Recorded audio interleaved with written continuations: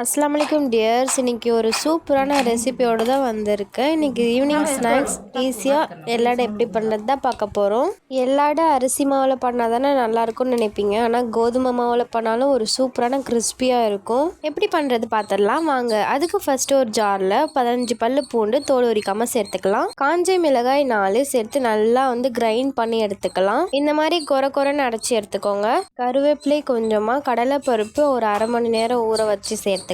இப்போ இதையும் நல்லா கொரன்னு அரைச்சி எடுத்துக்கலாம். இப்போ இது இருக்கட்டும். நான் 3 கப் கோதுமை மாவு எடுத்திருக்கேன். உங்களுக்கு எவ்வளோ வேணுமோ நீங்கள் சேர்த்துக்கலாம். சால்ட் தேவையான அளவுக்கு, காரம்க்கு தேவையான அளவுக்கு சில்லி பவுடர், பெருங்காயம் தூள் சேர்த்து நல்லா மிக்ஸ் பண்ணிக்கலாம். இப்போ நம்ம கிரைண்ட் பண்ணி வச்சோம்ல, அது ஃபுல்லாக ஆட் பண்ணி நல்லா மிக்ஸ் பண்ணிக்கலாம்.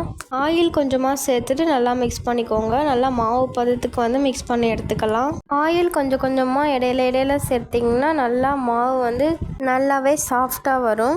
ரொம்பவே ஈஸியான மெத்தடில் தான் நம்ம இப்போ பண்ண போகிறோம். இப்போ அது இருக்கட்டும். இப்போ பிளாஸ்டிக் கவர் எடுத்துகிட்டு 2 சைடுமே ஆயில் அப்ளை பண்ணிவிட்டு இந்த மாதிரி குட்டி குட்டியாக ரவுண்ட் எடுத்து இந்த மாதிரி மூடி, ஏதாச்சும் மூடி இருக்கும் இல்லையா, அதை வச்சு இந்த மாதிரி ப்ரெஸ் பண்ணிங்கன்னா அழகாக வந்துடும் எல்லா மாதிரி.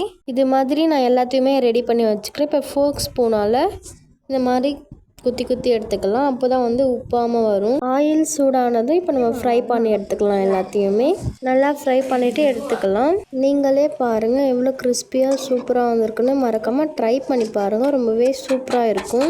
நல்லா மொறுன்னு ஈவினிங் ஸ்நாக்ஸ்க்கு இது பண்ணி கொடுத்தீங்கன்னா குழந்தைங்களுக்குலாம் ரொம்பவே பிடிக்கும். ட்ரை பண்ணிவிட்டு எப்படி இருக்குன்னு மறக்காமல் கமெண்ட் பண்ணுங்கள். இந்த மாதிரி நிறைய வீடியோஸ் பார்க்க என்னோட சேனலை ஃபாலோ பண்ணிக்கோங்க. நெக்ஸ்ட் வீடியோவில் பார்க்கலாம்.